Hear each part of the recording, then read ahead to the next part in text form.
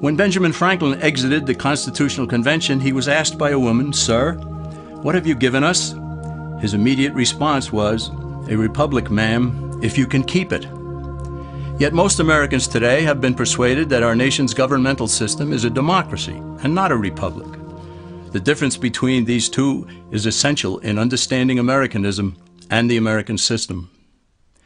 Before we discuss political systems, however, it's helpful to address the confusion that has been spread about the political spectrum.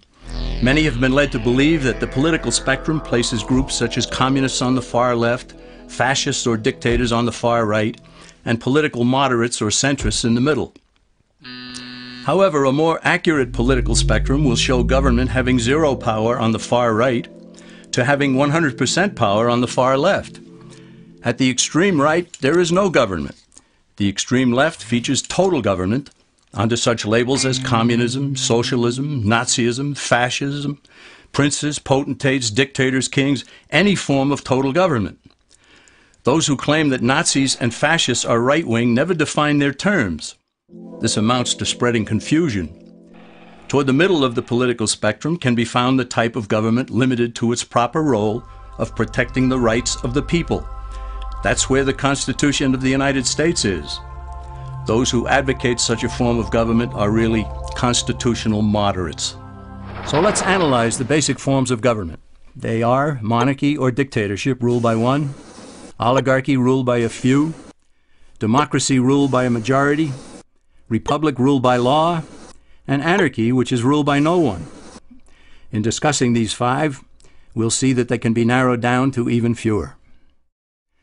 Looking first at monarchy or dictatorship, this form of government doesn't really exist in the practical sense. It's always a group that puts one of its members up front. A king has his council of nobles or earls, and every dictator has his bureaucrats or commissars, the men behind the scenes. This isn't ruled by one, even though one person may be the visible leader. It's ruled by a group. So let's eliminate monarchy, dictatorship, because it never truly exists. Oligarchy, which is ruled by a group, is the most common form of government in all history. And it is the most common form of government today. Most of the nations of the world are ruled by a powerful few, and therefore oligarchy remains. At the other end, we find anarchy, which means without government. Some people have looked over history and found that many of its worst crimes were committed by governments. So they decided that having no government might be a good idea. But this is a mistake, because as the ancient Greeks stated, without law there can be no freedom. Our founding fathers agreed and held that some amount of government is a necessary force in any civilized, orderly society. In a state of anarchy, however, everyone has to guard life, liberty, and property, and the lives of family members. Everyone must be armed, and movement is severely restricted because one's property has to be protected at all times. Civilized people have always hired someone to do the guarding, a sheriff, a police force, or some branch of government. Once law enforcement was in place, the people were freer. They could leave their property, work in the fields, and so on. In short, the proper amount of government makes everyone freer. There are some who advocate anarchy, however, not because they want no government, but because they don't like what they have. They use anarchy as a tool for revolutionary change. The condition of anarchy is very much like a vacuum where something rushes in to fill it. These calculating anarchists work to break down the existing government with rioting, killing, looting, and terrorism. Tragically, the people living in such chaos often go to those best able to put an end to it and beg them to take over and restore order. And who is best able to put an end to the chaos? The very people who started it. The anarchists who created the problem then create a government run by them, an oligarchy, where they have total power. This is exactly what happened in Russia that led to Lenin taking total power, and in Germany where Hitler's brown shirts created the chaos that brought him to power. But anarchy isn't a stable form of government. It's a quick transition from something that exists to something desired by the power-hungry. It's a temporary condition, and because it isn't permanent, we eliminate it as well. The word democracy comes from two Greek words, demos, meaning people, and kratein, meaning to rule. Democracy, therefore, means the rule of the people, majority rule. This, of course, sounds good, but suppose the majority decides to take away one's home, or business, or children. Obviously, there has to be a limit. The flaw in democracy is that the majority isn't restrained. If more than half the people can be persuaded to want something in a democracy, they rule. What about republic?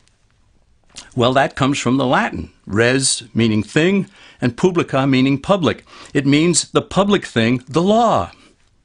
A true republic is one where the government is limited by law, leaving the people alone. America's founders had a clean slate to write on. They could have set up an oligarchy. In fact, there were some who wanted George Washington to be their king.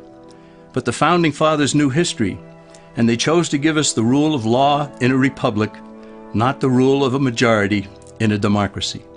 Why? Let's demonstrate the difference in the setting of the Old West. Consider a lynch mob in a democracy. 35 horseback riders chase one lone gunman. They catch him, and they vote 35-1 to hang him. Democracy has triumphed, and there's one less gunman to contend with. Now consider the same scenario in a republic. The 35 horseback riders catch the gunman and vote 35-1 to hang him, but the sheriff arrives, and he says, "You can't kill him. He's got his right to a fair trial." So they take the gunman back to town. A jury of his peers is selected, and they hear the evidence and the defense, and they decide if he shall hang. Does the jury even decide by majority rule? No, it has to be unanimous or he goes free. The rights of the gunman aren't subject to majority rule but to the law. This is the essence of a republic. Many Americans would be surprised to learn that the word democracy does not appear in the Declaration of Independence or the U.S. Constitution, nor does it appear in any of the constitutions of the 50 states. The founders did everything they could to keep us from having a democracy. James Madison, rightly known as the father of the Constitution, wrote in essay number 10 of the Federalist Papers, "Democracies have ever been spectacles of turbulence and contention, have ever been found incompatible with personal security or the rights of property, and have in general been as short in their lives as they have been violent in their deaths."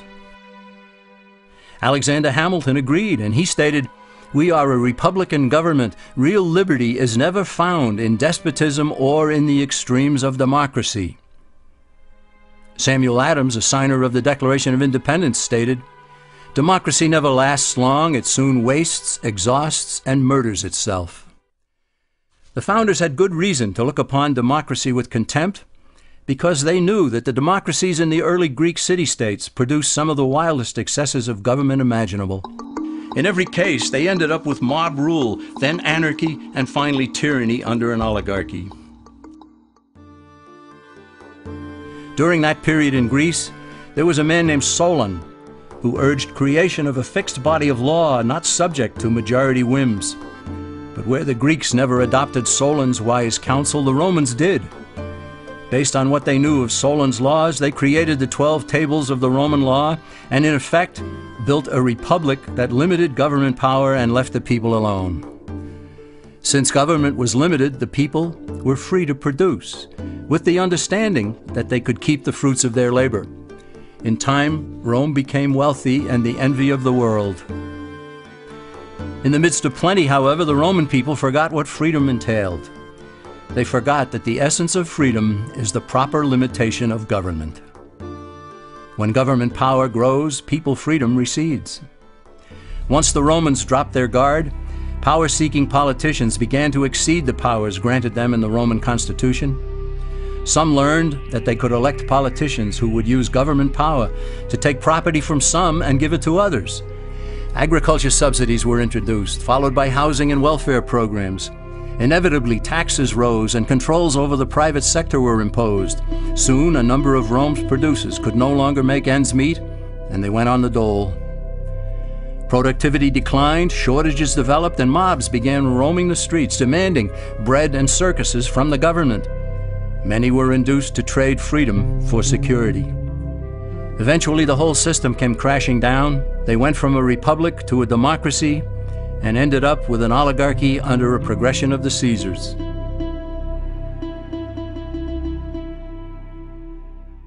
Thus, democracy itself is not a stable form of government. Instead, it is the gradual transition from limited government to the unlimited rule of an oligarchy. Knowing this, we as Americans are ultimately left with only two choices. We can keep our republic, as Franklin put it, or we will inevitably end up with an oligarchy, a tyranny of the elite.